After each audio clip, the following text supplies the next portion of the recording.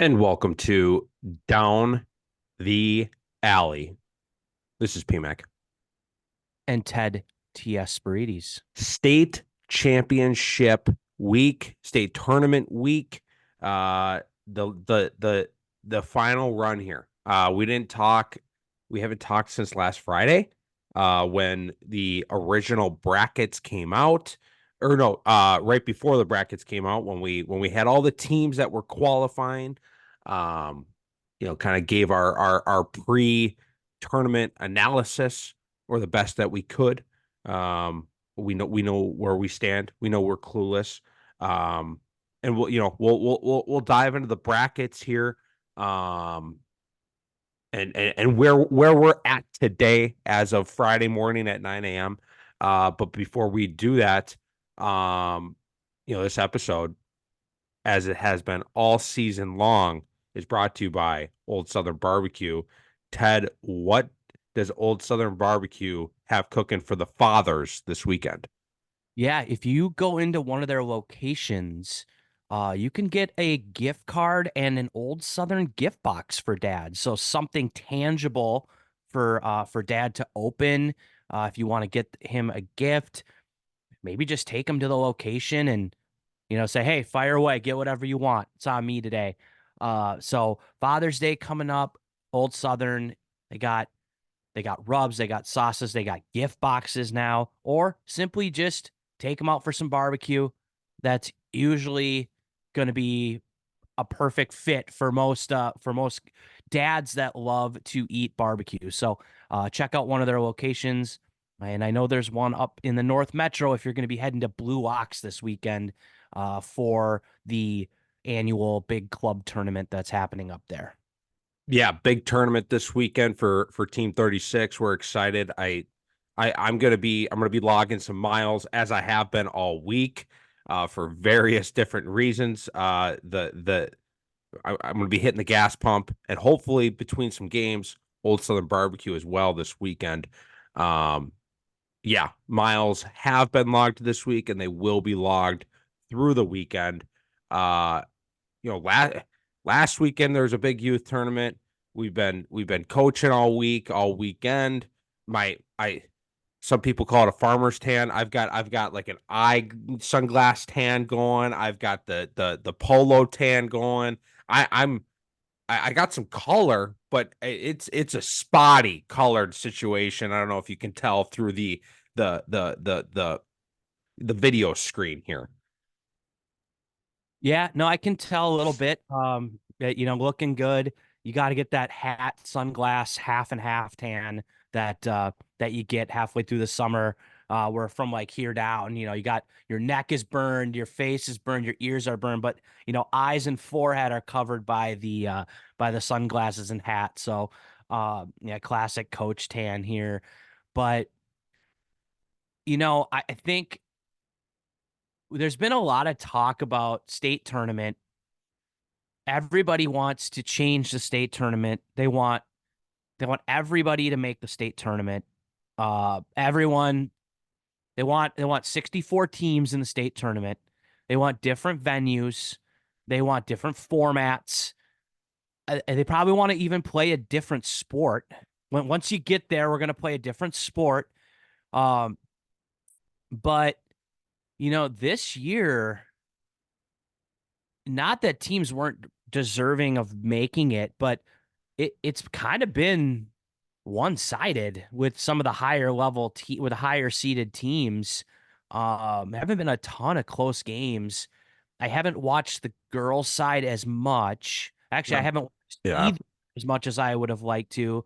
Haven't watched the boys as much either with my new job, but I've been kind of checking in more with the boys. But the girls have had more close games than the boys have had. But I don't know. It in a year that in the regular season felt like there was more parity and more anybody on any night ever.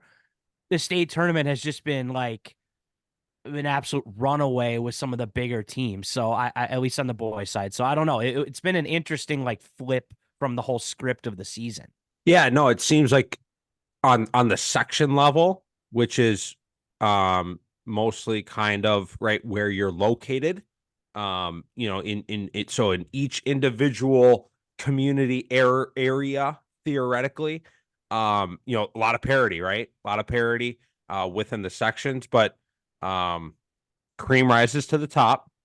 Cream rises to the top, and at the state tournament, um, we'll talk about it here. Like, there's we're always rooting for new teams to get there, or different faces, or a Cinderella story run, but not this year. It's going to be a normal year. It's going to be a normal finish, and it's going to be a common name. No matter who wins on Saturday on either side, it's going to be a normal year. Yeah. Every team that's in a final, all four, two boys, two girls, have won a state championship in the past. So there's no new champion this year. All teams in the final have a post-COVID era state championship. A post-COVID era state championship. So So it's just we're just back. We're just back to normal. to normal. Back we're just back. It's like Christmas. It's like let's start on the girls' side. the girls' side. So I've spent more time on the girls' side than I normally do. I'm normally obviously on the boys' side, hopefully on a sideline, but I've been off the sideline for I don't know, week or two here so far. In terms of high school coaching. Um, Let's go to Tuesday. we're Quarter. going we're going to Tuesday. So of course, after I make this whole speech about one-sided games, Okay. the What do you first game of the year or of the state tournament was a decent battle between Benilde, St. Margaret's, and Elk River Zimmerman. We had talked a little bit about Elk River Zimmerman. They were getting quote unquote hot at the right time. They had their couple losses this season were what would we call good losses, respectable losses against quality teams. So it's not like they're dropping games to teams that aren't good. They kind of ran through Section 8. They drew the champs in the first round. tough draw. Tough draw. Like they have Lakeville South, quote unquote, the champs, the defending champs in the first round last year. I think So so, that probably. back-to-back years they drew the defending champs. But it looks like this game was 6-5 at halftime. Benilde, it was 9-8 at the end of 3, and then 12-10 final Benilde. So this was not the case. And actually, Elk River Zimmerman up 4-1 after the first quarter. So they got off to a great start. And then Benilde kind of battled back in the second quarter, and that was pretty close the rest of the way. So this actually was a great game. Shout out to Emily Brummer for Elk River Zimmerman, 5 goals and an assist in that game. And then Julia Evans on the Benilde side, 6 goals. So a couple of standout performances. But Benilde gets the win and kind of avoids the upset scare in the first round. Yeah, no, a heck of a performance and heck of a run by Elk River here. Keeping it close. I would imagine this was closer than Benilde was expecting. I'm not going to speak for him, but being a top 3 seed, you're usually thinking, okay, first round might be easy, and maybe that was the thinking, and maybe that's why it was close. I don't know if they came in too comfortable or if it was an Elk River, game plan. If they came in and did something different. I don't know. But yeah, one of Elk River's, studs going off. And Benilde's Julia Evans, I saw her live yesterday. She's a player. I know this. I'm not breaking news when I say that. She was a preseason pick. She was on the DTA watch list for Miss Lacrosse. I know she's a finalist as well. It's hard to find that finalist list. It is out there. And she is on that list. And this was definitely the game of the day. This was definitely the game of the day. I was also in person live at the Prior Lake Andover game. You know, when you're looking at the score, you're probably like, this was a snoozer. It was not a snoozer. It took Prior Lake a while to get going. And one of the biggest reasons, and I want to get this player's name, it was because of the player between the pipes for Andover, making doorstop saves, stuffing like it was Thanksgiving, and making it Lucy Morgan, number 13, Lucy Morgan, their starting goaltender.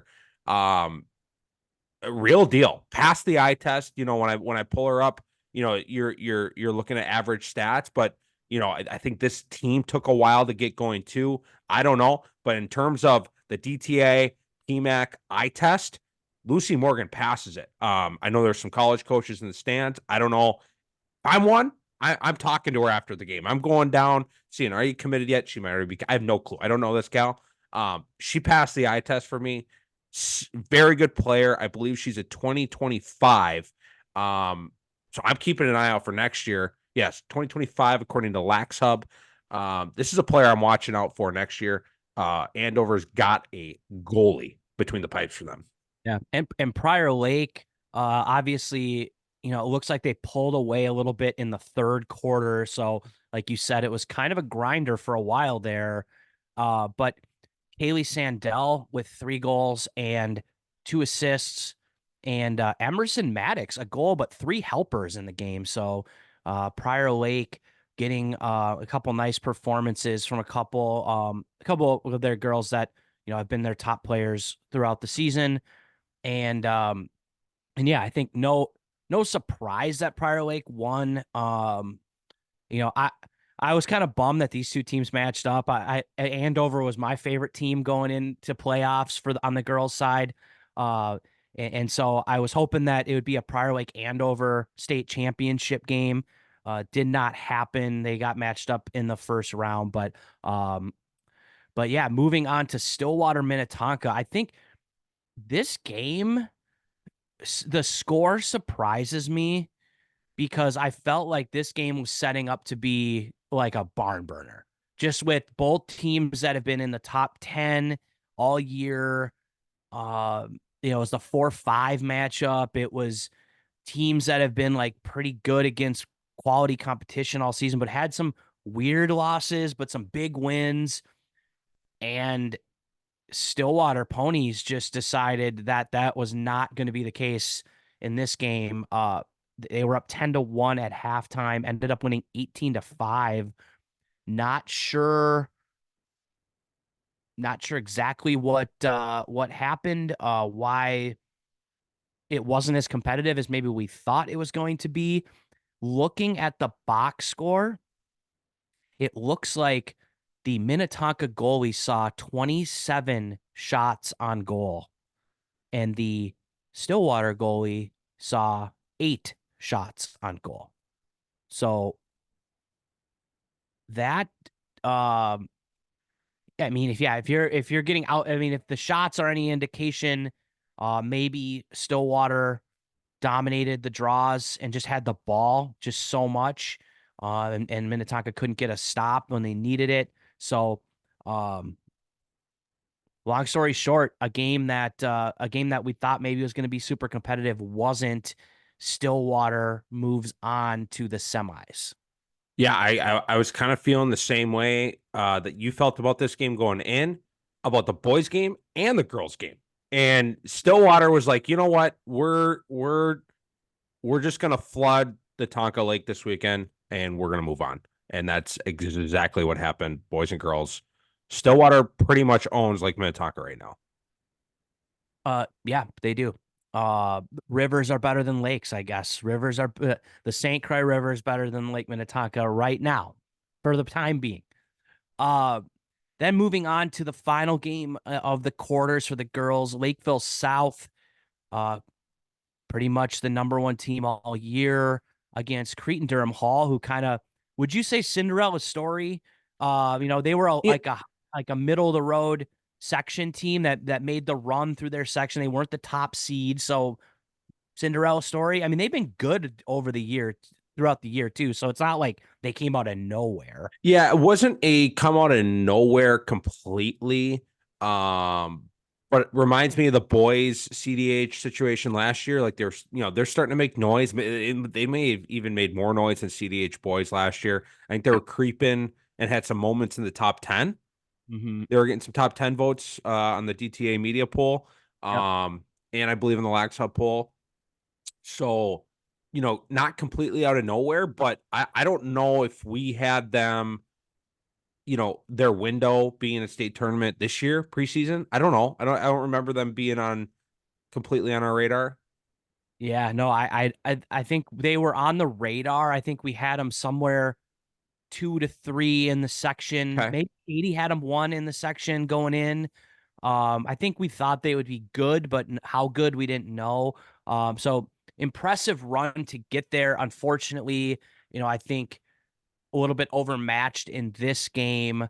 Kind of notable stats here. Katie Grubbs from Lakeville South had 6 goals on 7 shots, so good shooting night for her.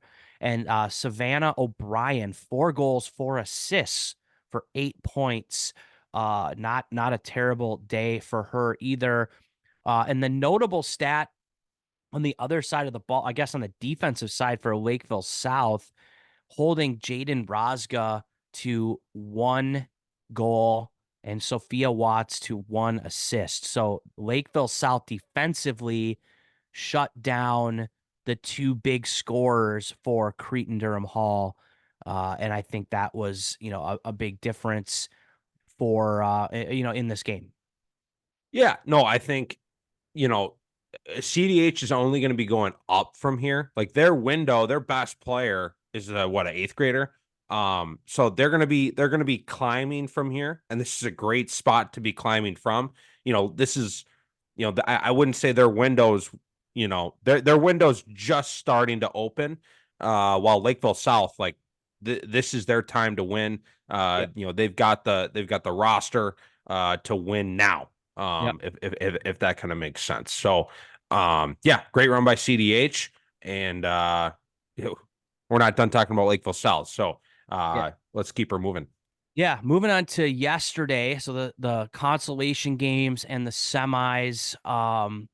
Just quick here. I'll go through Elk River Zimmerman wins over Andover, so they move on to the consolation championship. And Minnetonka beats Cretin-Durham Hall. So we have an Elk River Zimmerman Minnetonka rematch from a 1-goal game in early April or mid-April, I should say, where Minnetonka beat Elk River Zimmerman 11-10. So that should set up a decent consolation championship game on the girls' side. I would expect it's going to be competitive between those 2 teams.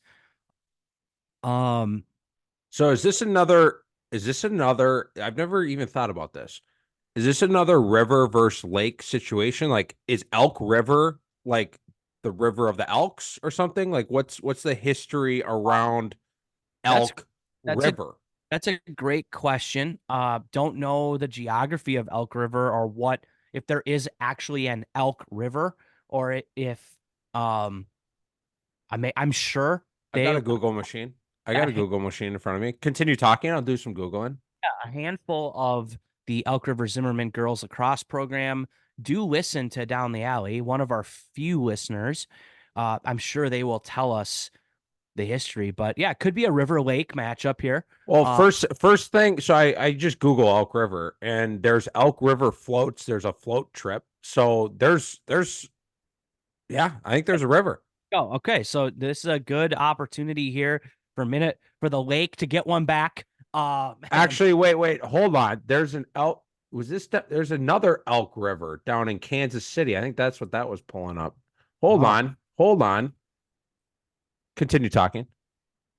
yeah, no, I mean, I'm kind of for as far as the consolation bracket's concerned, I think these 2 teams set up a nice a consolation final. That one should be a competitive game. I think moving into what has to be the best game out of the whole tournament, boys, girls, and otherwise of the year. PMAC, you were here I in was. St. Margaret's, Prior Lake. Prior Lake wins 11-10 in overtime. This was a back and forth game. You were here. You were live tweeting. It it sounded like a lot of people wanted the Lakers to lose this game. I don't know why. A lot of people cheering for the defending champs. Chili King on Twitter really wanted BSM to win this game. Um, so, but the Lakers prevail. You know, we say, if you want to be the champs, you got to get through the champs. And this was Prior Lake had to give everything they had to get through the Red Knights. And it took even a little bit of free lacrosse for the fans to get through the defending champion Red Knights yesterday. Yeah, no, this game was insane. First half just kind of set the tone. It was a 1-goal game. I look back on the DTA Twitter. I don't even remember the exact score. 1-goal game at half.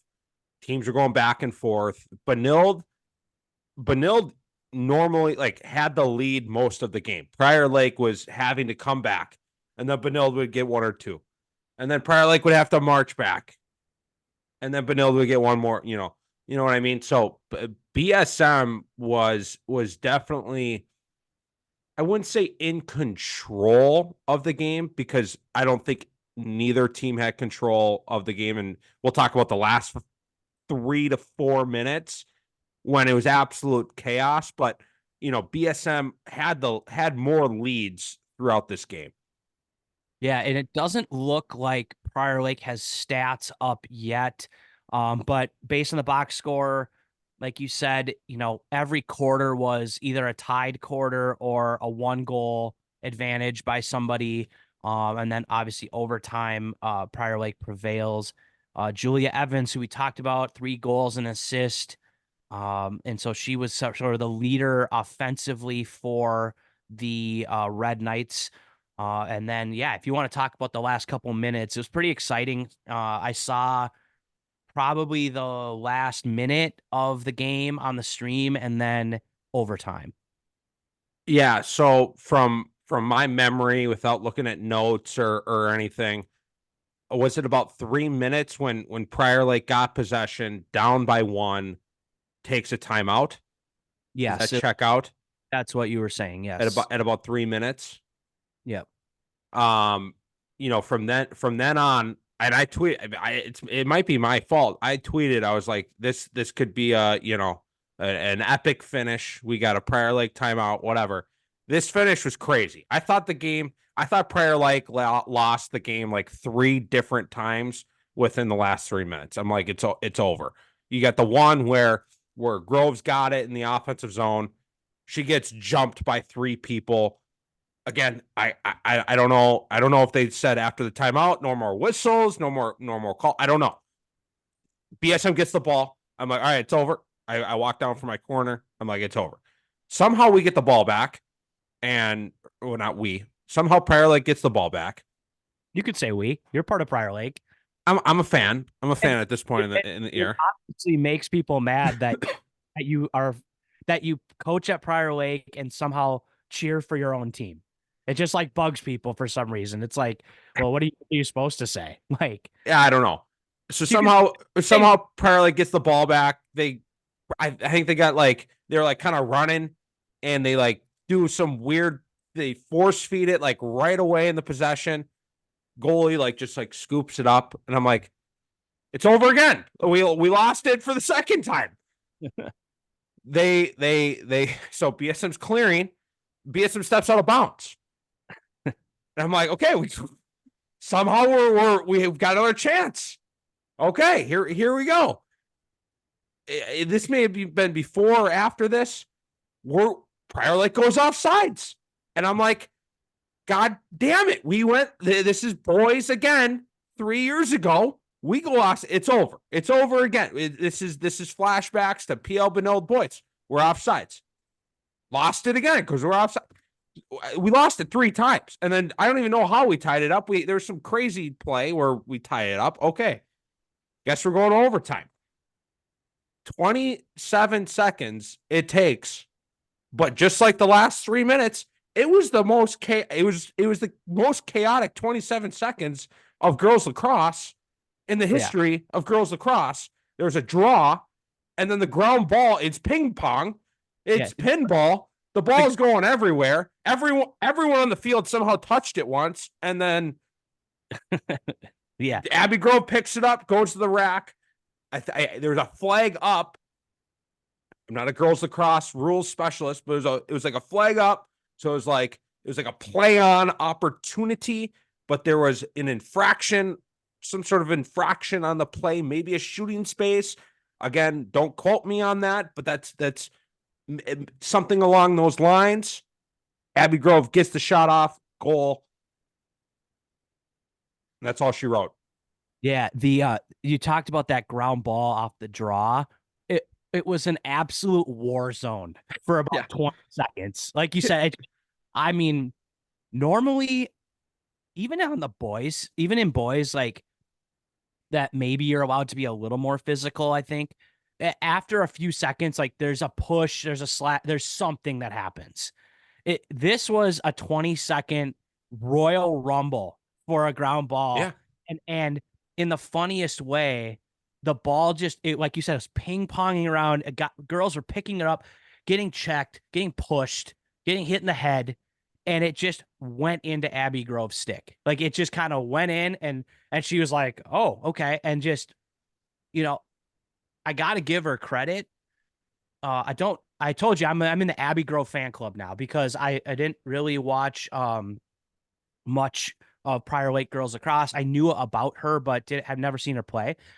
But a lot of players in that situation over time, you talked about kind of Prior Lake having to almost, they had all these lifelines, right? They had lifeline after lifeline, probably should have lost the game. Now we're in overtime.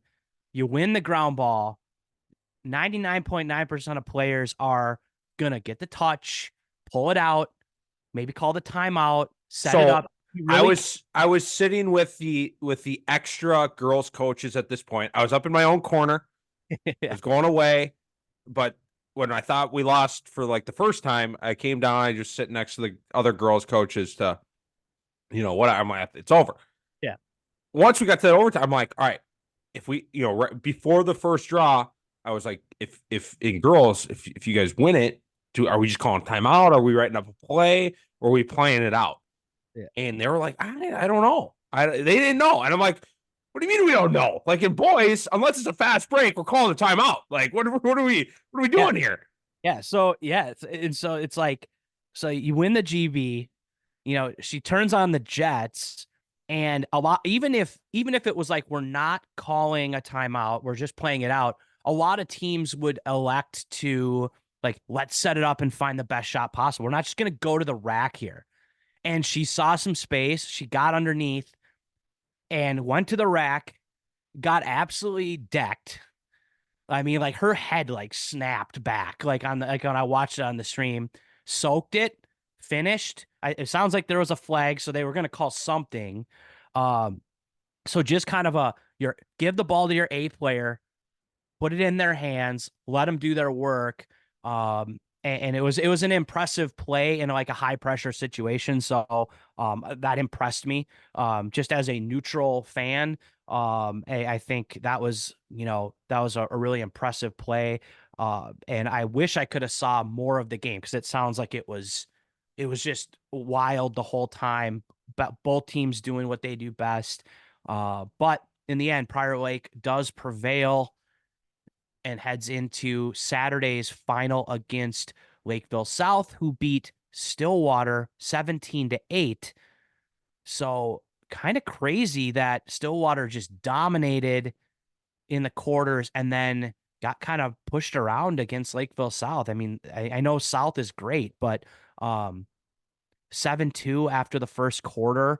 So they got off to a hot start. Looks like Stillwater had a 4-2, won the second quarter 4-2 to make it 9-6 at halftime. So it was roughly, I would say, a competitive game at that point.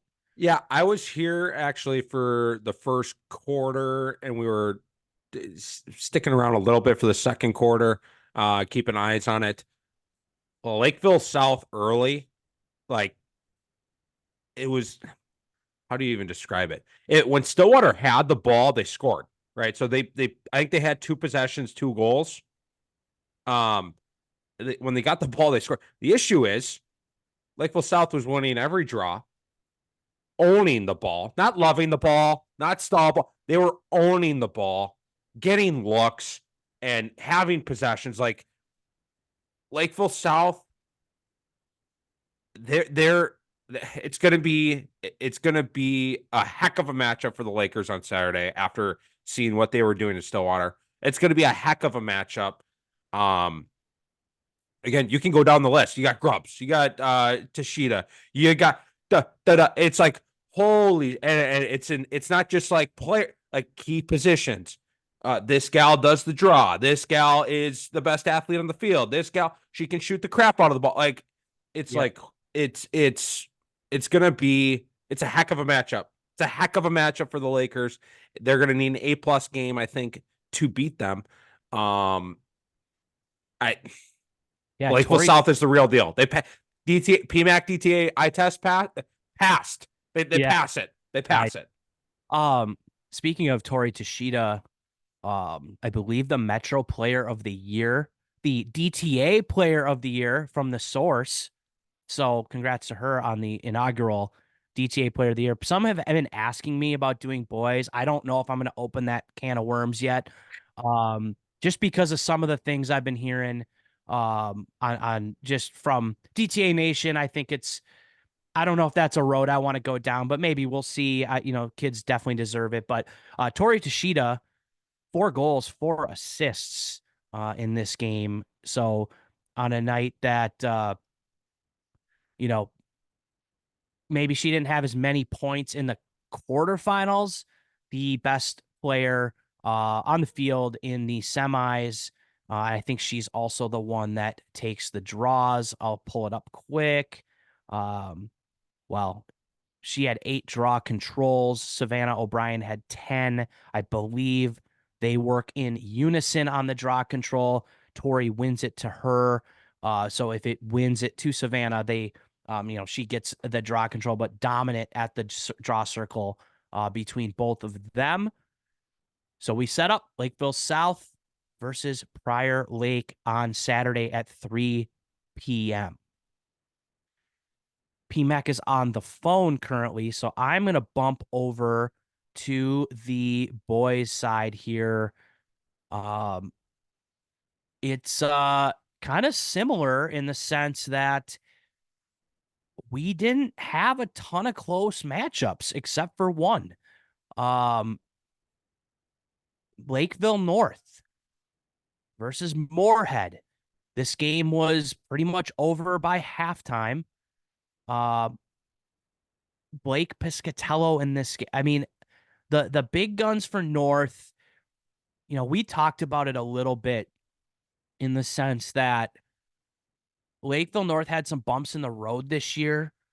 They had some injuries. They're not a super deep team, but with the players and the elite level skills they have at key positions, we knew that if they got into state tournament, they had a very good chance of winning it. A lot of the players on last year's state tournament team are back this year, with aside from a couple. Uh, but Carson Piscatello, 9 points, 4 goals, 5 assists. Quinn Power, 4 goals, 1 assist. Let's see how many faceoffs he won. He won 21 of 24 for 87.5%. So they had the ball pretty much the whole game. Blake Piscatello, 6 goals, 1 assist for 7 points. Jackson Whalen, freshman, 3 goals. So, like, absolute firepower on offense between those guys. Tate Bauman, their goalie, 3 goals against on 12 shots. So he had a 75% save percentage on 9 saves. So a great night or morning, I guess, for the Lakeville North Panthers. I think they're an insanely difficult matchup for any team just because of the key players that they have with their ability to face off, to get transition. They got scorers all over the place, and they can play settled 6v6. I think there was maybe a time when people thought they can only score on fast breaks. That's not the case at all. They're very efficient on 6-on-6 offense. Their defense has stepped up, you know, and evident by the big win over Moorhead. That bumped us over to the next game, Stillwater Minnetonka. Stillwater has been a force all season. Another 17-3 game. This was also over pretty much at halftime. Excuse me.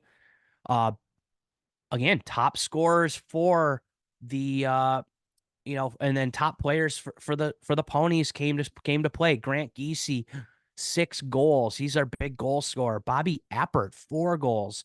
A lot of guys got on the scoreboard here, or got on the score sheet.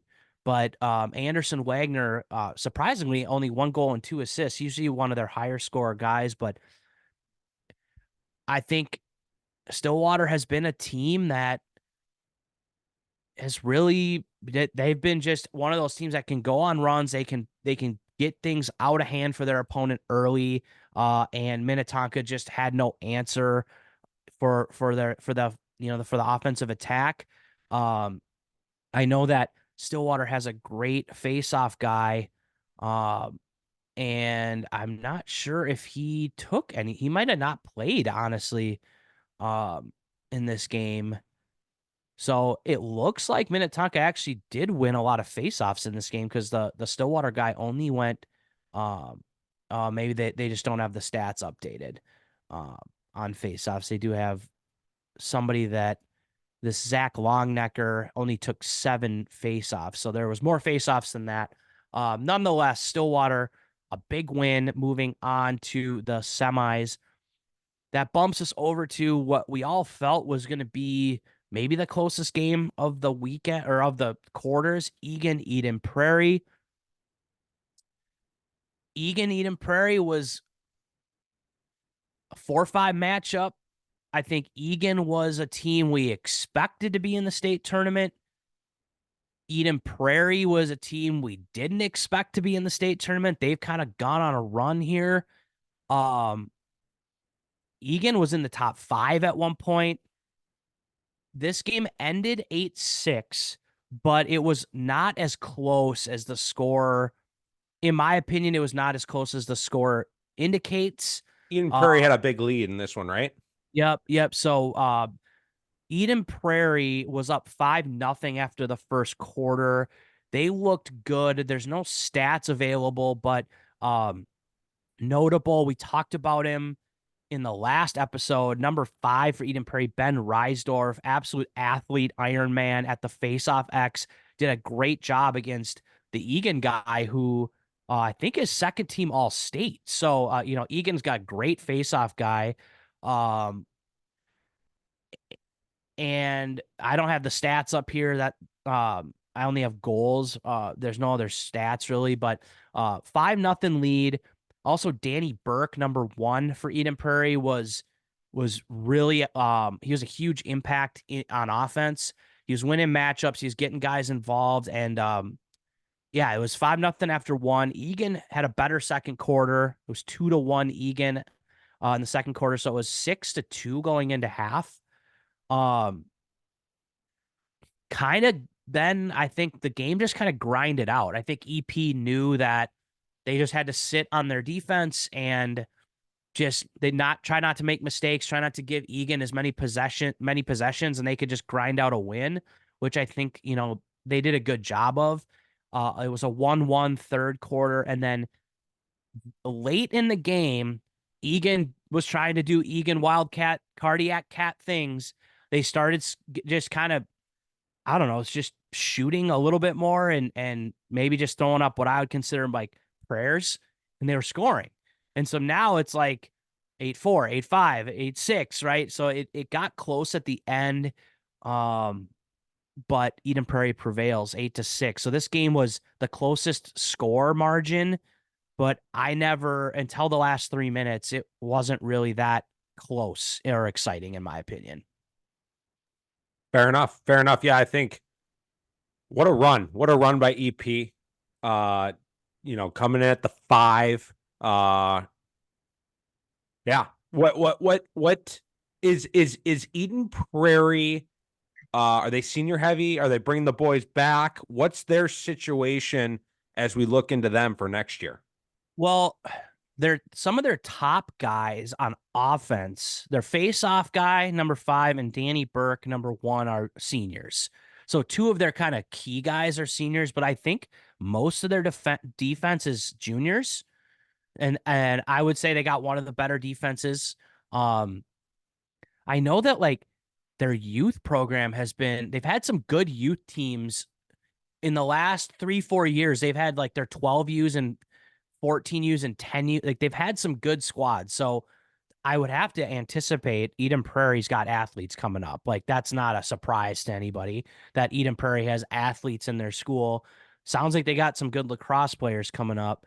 Um, Shout out to Ryan Ward. He's a guy that he's been there forever. You know, I think we made a comment. Somebody made a comment in the Discord of like, it doesn't really matter what EP's record is. It's like they're never gonna like blow a team out, and they're never gonna get blown out in a way, because they always have a great game plan, and their coach and coaching staff does a great job adjusting to what they have every season and putting in systems and game plans that maximize whatever they have and showcase the talents where they have talent.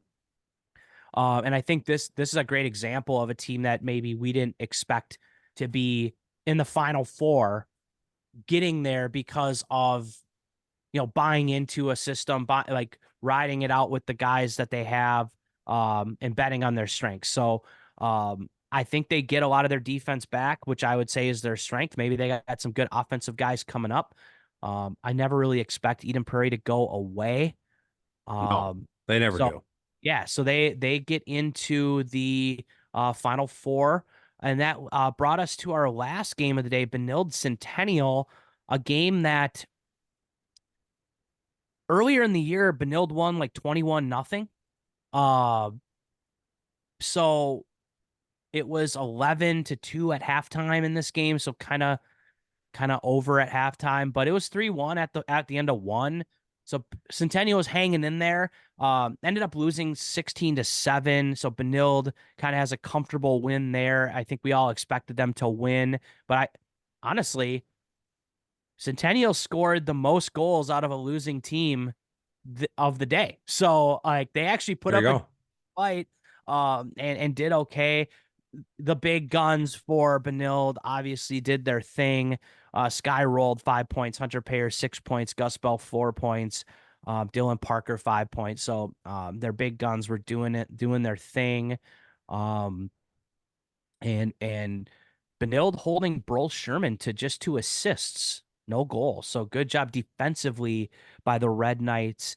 And Axel Esco, 13 saves on 20 shots. So really nice day. And I got to shout out Trent Kramer for Centennial here.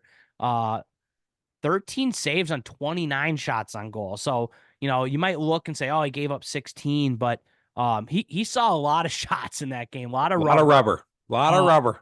and honestly, probably gave him a chance to even like stay in that game at a certain point. Um, so Benilde, the favorite, the number 1 seed, moving on to Thursday. Speaking of Thursday, that was yesterday. Another good round of games on the consolation side. Tonka over Moorhead, 1-goal game. Another good run by Moorhead. They like it takes a lot for them to come to state. So shout out them, traveling down, doing the whole thing. And another good run. On a year that I wrote them off, I said someone else was coming to state. I raised my hand on this one. Clueless, clueless. I should have never doubted the Spuds. It's like Christmas. Spuds go to state. Minnetonka, a team that's been heating up. They're young. You covered it while I was gone for a moment. After losing to Stillwater. They've got a chance in the consolation championship to bring something home against the Cats of Egan after they beat Centennial. Uh, Egan Tonka, kind of a battle of two different styles. I guess Egan's different than everybody. Yeah. Yeah. Minnetonka this year is kind of, I haven't really been able to figure out kind of what their identity is. They've had some big wins this year. They've had some weird like blowout losses.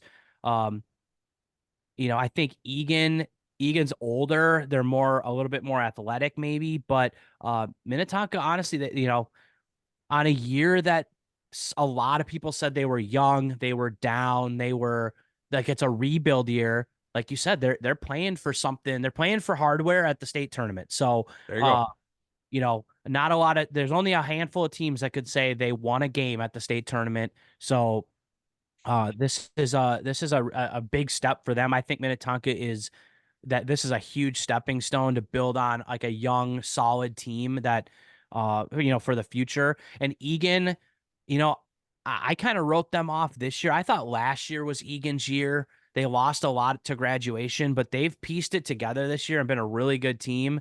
Obviously, ran into a hot Eden Prairie team at state, but again, in a year that I thought, like you kind of raised your hand on Moorhead, I'll raise my hand on Egan and say, I thought maybe this year was going to be a down year for them. And they too are now playing for hardware at the state tournament. So congrats to them.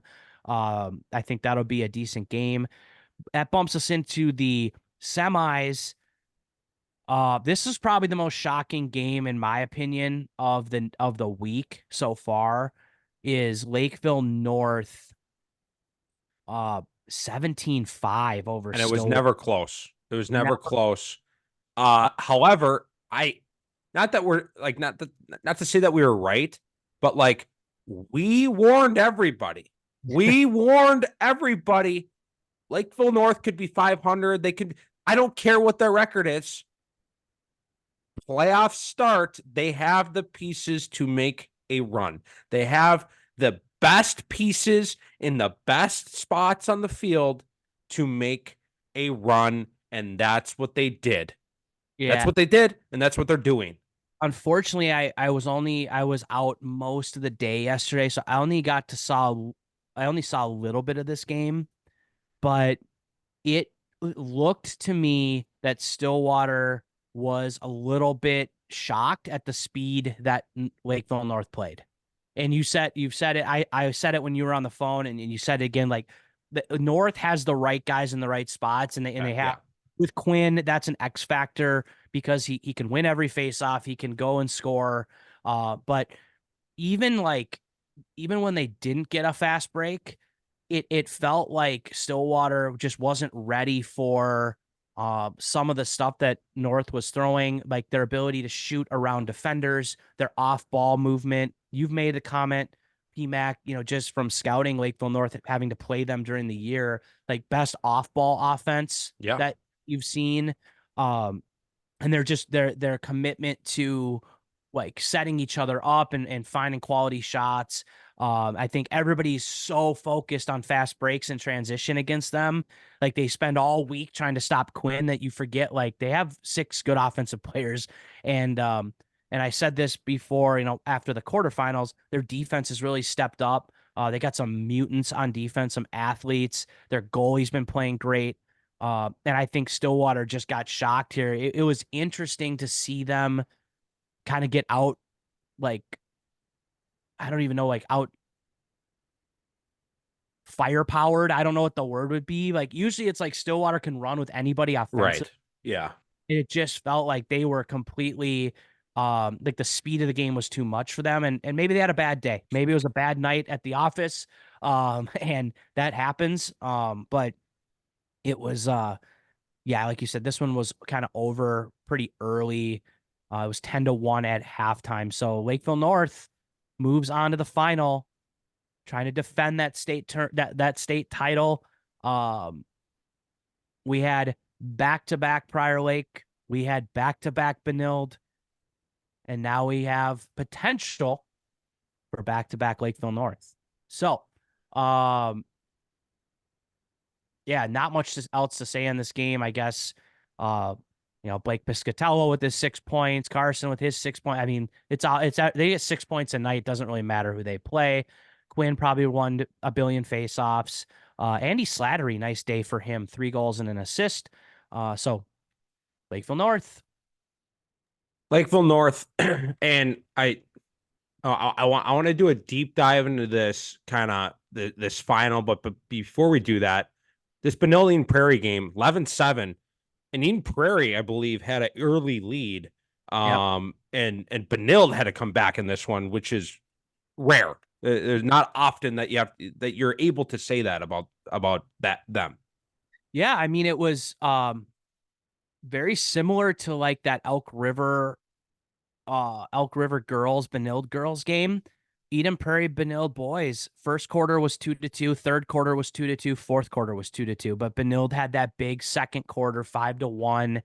Um, I saw a little bit of this game. I think the storyline here is Gus Bell. He's the best player on the field. When the bright lights are shining, Gus Bell comes ready to play. His ability to get shots off and score, especially in big moments, it's he's just an X factor. When you have a player like that, especially in close games, kind of like Abby Grove in the girls' game, you give the ball to your best player and let them do their thing. And he had a fast break goal. Uh, like you said, Eden Prairie had the lead, and Benilde's kind of clawing away, and he scored on a slow break coming up the left hash, jump shot, really nice play. And then Eden Prairie won the face-off, kind of took a bad shot. It went fast break, and they just bumped it out to the wing. He's probably 15 yards away. Uh, Honestly, there was not really a shot, and he just snapped his wrist and just sniped the corner, and that was a dagger. And that, I think, just that gave so much momentum to Benilde. It was all of a sudden like EP was doing well, and now all of a sudden they're down by 3 goals.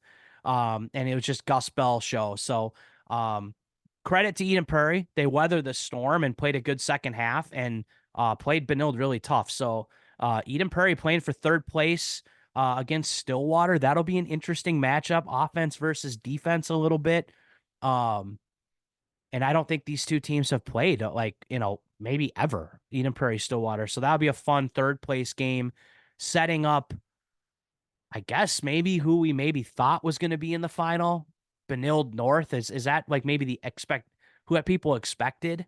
I would say that's who I expected. Going in, like who I think most likely would have made the state championship game would have been Benilde and Lakeville North. And I don't know. I don't know if I have a screenshot to prove it. I don't know. I could ask, one of my sources that I've been talking with, maybe you, I don't know, but I believe, kind of off the mic, I've been saying that this week. I'm like, okay, I think it'll be most likely North Benilde. Obviously you're pulling for, who you're pulling for, but that's who I kind of thought, gambling lines, if you're putting those out, that those are probably my favorites, at least on who I thought would have made it. What do you have? Looking at the preseason DTA poll that we had, like the first before games had started, like the preseason poll, Lakeville North 1, Benilde St. Margaret's 2. Those were the two top teams. Lakeville North had 8 first place votes. Benilde had 5 first place votes. So the voting was pretty split on those two teams being 1 and 2. And then it was pretty much just a logjam of everybody else at that point. But yeah, I mean, defending champs against, the Red Army, that has been a top team for the last 8 years. So it's kind of sets it up to be, it should be a great game. I think, I think North is riding the house money. Like they're the defending champs. They got nothing to lose. They're playing with a ton of confidence. They've got elite players, but Benilde, they also have elite players, right? They're built to win. They got depth. They got, like I said, the X factor, Gus Bell. kind of to match North's X Factor, Quinn Power, two guys that are up for Mr. Lacrosse, have won every award in the book, have scored 1 billion goals and 1 million assists, and yeah, two just high level Division I caliber future Division I players on the field. Like, it should be a treat to watch as a fan. Couple storylines. These are two teams. There's been three teams leading up to the season. There's been three teams in the post-COVID era that have been the state championship. We don't get a new team.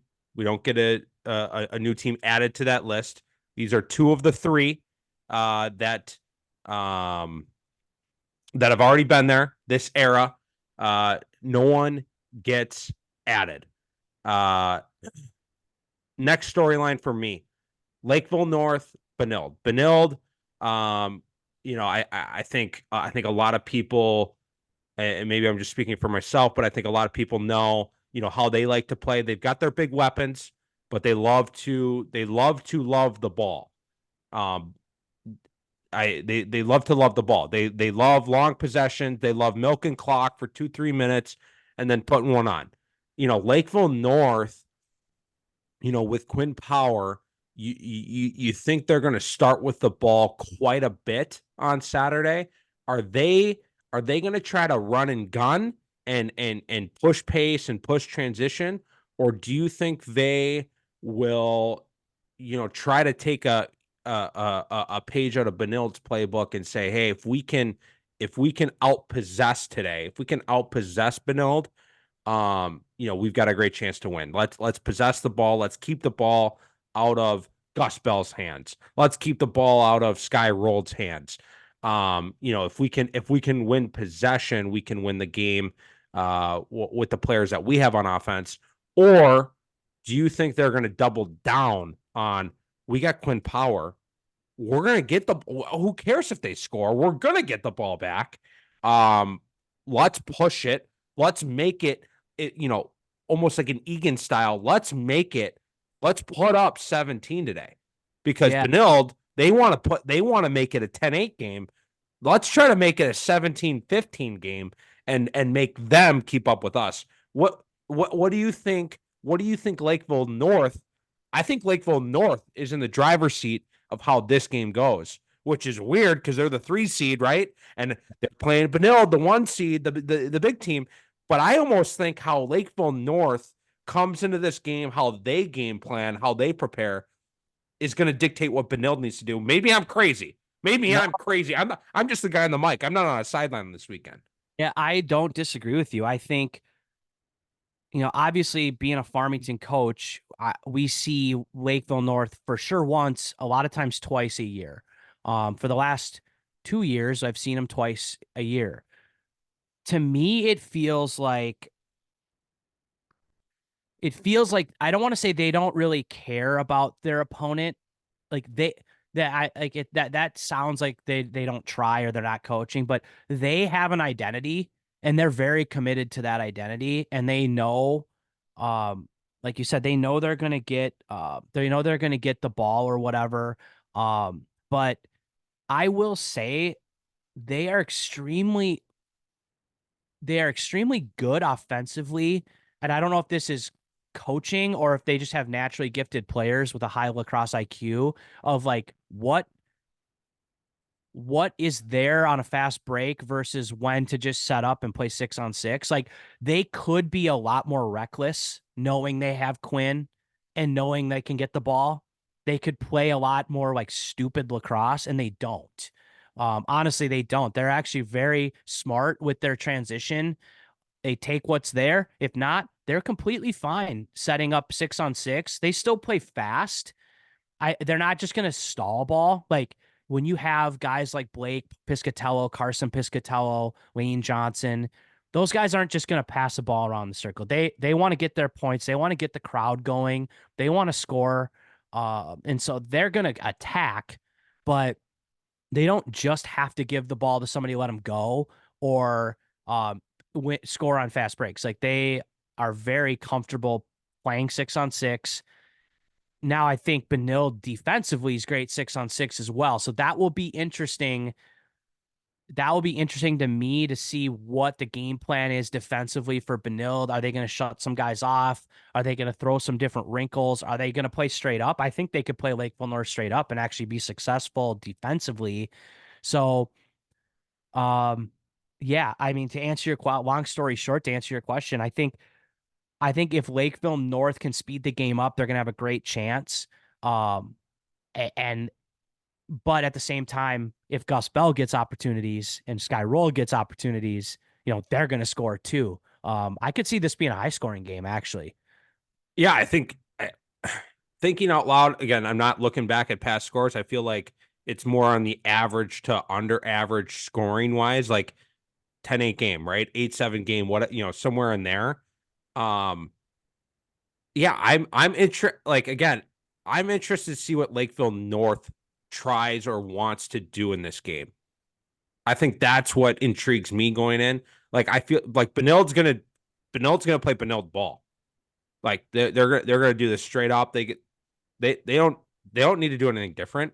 Like Yeah. they got their blueprint. They're Yep. here every year, right? Mhm. Um, Lakeville North, they can pull the Joker card. They can get weird. They can cause chaos. Um, I don't know. Those are my thoughts. Those are my Yeah. thoughts. Are you picking a team? Who are you picking? Both boys and girls. Make our picks. Make our picks. I'll take I'm gonna take Prior Lake in the girl. Wow. Here's why. Wow. Because South beat them big early. It's hard to beat a team twice in a year. And they're It's hard. undefeated. Undefeated season on the line. A lot of pressure. I'm gonna take Prior Lake, and I think I'm gonna go with the favorite here on the boys' side. I think Benilde has more depth. And if the big guns for North get gassed, I when it comes down to kind of the number twos, I think Benilde's got better number twos, Okay. uh, and could potentially win the game with some unsung heroes. I'm going to take Prior Lake, the underdog in the girls. I'm going to take Benilde, the favorite for the boys. Girls, obviously heavy bias. Obviously everyone knows who I'm rooting for. I was saying we when I was talking about the girls game.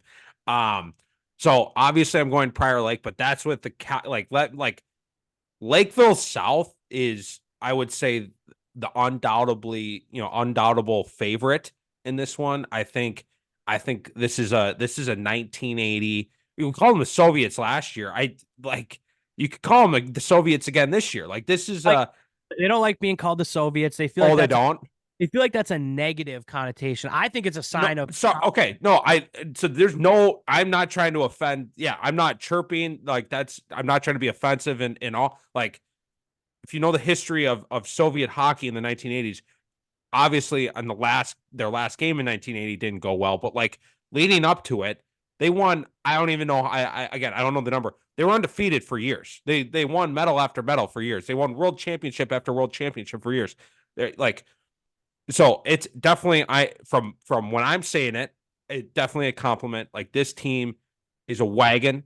They've got they probably have a Miss Lacrosse winner potential. Well, it's potential at this point, but I'm not a voter. I'm not a voter, but there's someone on their team that would probably get my vote or would make a extremely strong case. So they've got the biggest. I feel like they have the biggest guns. Prior Lake might be deeper. You might be able to make that argument, but I feel like Lakeville South has the biggest guns going into this game. Studs. So sure, I'm rooting for the Lakers. I'm biased in that regard, but it's not going to be easy. They're going to have an A+ game to beat the Cougars. Over to the boys. I was taking away some love from Lakeville. I'm gonna give some love back. I'm going Lakeville North. Their window is now. Their window is now. They need to capitalize on their window. And going back to back with this group.